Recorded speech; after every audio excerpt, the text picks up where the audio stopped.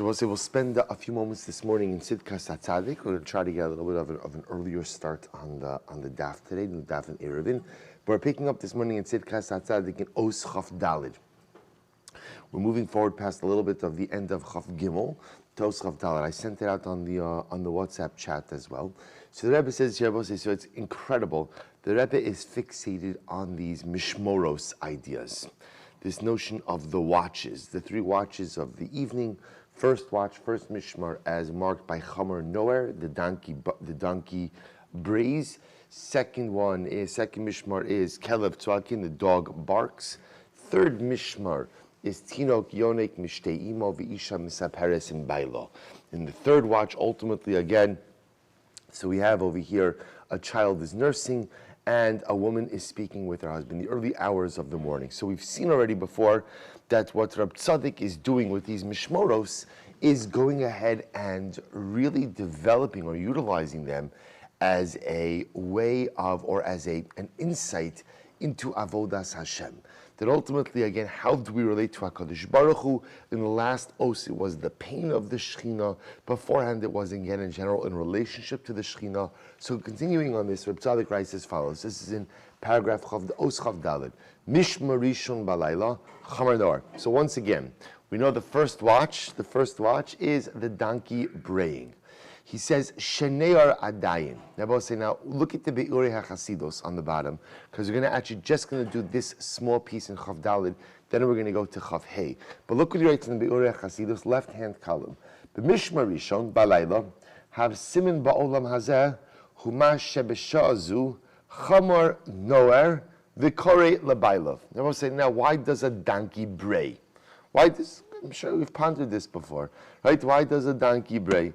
So it's very simple. A donkey brays because it needs something from its master. It needs something.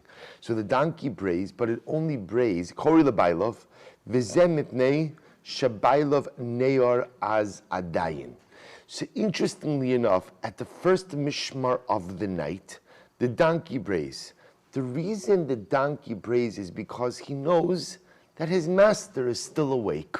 Master is still awake because the first mishmar, remember, is the beginning of the night. So the donkey knows that the master is still awake. Because the master is still awake, therefore what? Therefore, again, he could call out because whatever he needs, he knows that the master will be attentive. Lefi, sha'az hu azman shaholchin lishkav rov b'nei adam. Because it will say, although by the first mishmar, the majority of people begin to go to sleep, but nevertheless, not everyone goes to sleep. There are still those who are awake. So therefore the donkey calls out with the hope that perhaps his master is amongst those who have not yet gone to sleep, and therefore will be able to go ahead and be attentive to his plea. So what we are going to see is that in these coming sections of Chav Dalet and Chav Hey, Reb Tzaddik is going to understand the mishmoros, and in particular, again, the behavior of the animals, to represent different models of prayer, different models of tefillah. See, up until now, again, remember the mishmoros were speaking about different relationships with Hashem. Now we're going to utilize the mishmoros ultimately to go ahead and be reflective of different forms of tefillah. So what's Chomer Noer? Chomer Noer is reaching out to HaKadosh Baruch Hu in a way because you know that He's attentive to your tefillos. I know that when I talk to HaKadosh Baruch Hu, the Ribono Shel Olam listens. Then I will say, Moshe, if it doesn't work, we'll get it afterwards. When Moshe Emerson comes, he'll take care of it. Don't worry. Welcome. He'll say, I'm sorry, Jeremy's here. We have some barcode troubleshooting. It's thank you. So ultimately, again, says Reb Tzaddik, that halacha l'maisa, so these are different models in tefillah. So when you have over here the donkey braying, the donkey calling out, the donkey calls out because he knows his master is attentive.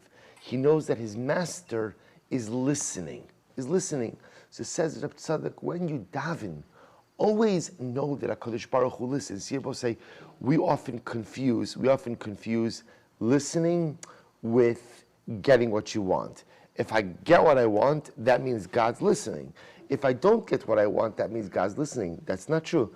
Every parent knows this. Right? I hear everything my kid says. I hear everything you're asking for. I'm not saying yes to a lot of it, right? Or I should say a lot of it, to some of it, right? To some of it. I hear it. I hear every single request, and I hear the heartfelt ones that I hear, but there are sometimes I just can't say yes. So the donkey brain, says Reb Tzaddik, represents the notion that when you daven, always know that you're heard. Always know that you're heard. And there should be a certain level of nechama in knowing that I'm heard. Just like when we get older, we'll say, like that, it's interesting, that moment in life, like that switch, where you realize that your parents were actually intelligent, right? And they actually knew what they were talking about. And wow, I can't believe how they were so smart. All those years when I was young, I thought they were so out of it. They had no idea what they were talking about. So archaic, anachronistic, outdated. And then I realized, wow, they were so smart. And then I realized the things that they said no to made so much sense. So there's that moment in life. Sometimes it doesn't happen in this world. Sometimes it only happens, in the Olam HaEmes, when we see all of the things that HaKadosh Baruch Hu said no to, and some of those things that he said no to caused me a lot of pain. But yet, again, there comes that point in time when I come to realize that even the no's were for my benefit. Even the no's. So that level of clarity and understanding might not come to us in this world. But at least to know that when you pray, when you daven, when you call out, know that there is always a loving Father who hears you. I will say, so that's the chamor noer. If you skip now to Os Chav Hey, to at least begin this Os Chav Hey. So if you take a look, that's on page Nun Ches. That's on the PDF I sent you in the WhatsApp. I only sent you the first section in Chav Dalid. See right over here. Look at Chav Hey. Mishmar Sheni. What's the second Mishmar? Klovim Tzoakim. That's the dogs barking. The dog's barking. So he says, Kishakol Yishenim, Mishmarish. So listen to this. Now, by the time you get, see that sound effects, incredible. Did you hear that just now? The dog barking, good. So let's say, so Lemaisa, by the time you get to the second Mishmar, that's already middle of the night. We call, quote unquote, everybody sleeping. Everybody's sleeping. So what's the symbolism? So we'll say this is really, you're going to see. So remember, Chomer Noer is the master is still awake. The master is still awake, representing the idea, when I pray, I'm always heard. May not always get what I want, how I want, when I want it, but I'm always heard. Klavim Tzoakim, so we'll say this is incredible. Take a look in the Be'uriach Hasidus in Chaf Hey. Hasimul Mishmar Sheni, and I will say this is going to be an incredibly Mishmar Rishon. I'm reading in the Be'uriach Hasidus, right-hand column, bottom of the right-hand column. Yesh Adayim B'nei Adam Shem Ni'urim.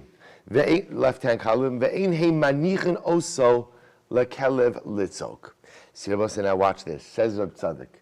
So when does the dog bark? Or when does the dog bark really freely? By the second Mishmar. What's happening by the second Mishmar? The world is asleep. Right? The world is asleep. So when the world is asleep, there's no one to stop the dog from barking. You see, sometimes what happens is when the dog begins to bark, so what occurs? People silence the dog. They tell the dog to be quiet. They tell the dog to stop barking. They tell the dog, quiet, shush. When the world's asleep, the dog barks freely. There's no one there to stop him. There's no one there to stifle him. There's no one there to prevent him from barking as he sees fit. Says Reb Tzaddik, Ukimo kein gam beruchnius. So too sometimes you have to be like a dog by ruchnius. Whoever heard such a statement like that, right? You have to be like a dog by ruchnius. What does that mean? Abba said, Dahainu bitfila hanir mezes bitzakas haklavim. Just like by davening, which I will say often is symbolized by the barking of the dogs. Listen to this incredible idea. Tov yoser, sheyispalel ha'adam b'makom she'ein b'nei adam. Sometimes it is better to daven all by yourself. Sometimes it is better to daven where no one else is found, so that ultimately, again, your barking could remain uninterrupted. then I will say what that means obviously can't be taken at face value. Because as Rab Tzaddik is going to say, but there's a din of tefillah b'tzibur. Right, there's a din ultimately again of davening with a minion. So again, we all experienced what it means to daven by ourselves, and the truth is there are some incredibly beautiful things that came out of those months of davening by ourselves. Tefillahs like we've never had, but we also have an obligation of tefillah b'tzibur. And remember, so much of Yiddishkeit is just because this makes you feel closer to HaKadosh Baruch Hu doesn't give you the license to do it. There's a framework in which we operate. But Rab Tzaddik is saying, again, we'll discuss this tomorrow, Rab Tzaddik is saying, but sometimes you have to be like the dog. So the donkey brays because the master listens. When you daven, the Rebbeinu Shalom always hears. The dog barks when no one else is around. Because sometimes in your ruchnius, it's important to find alone time. What that means and how we apply it, Im Yirtzeh Hashem tomorrow. Shkach Chavosei.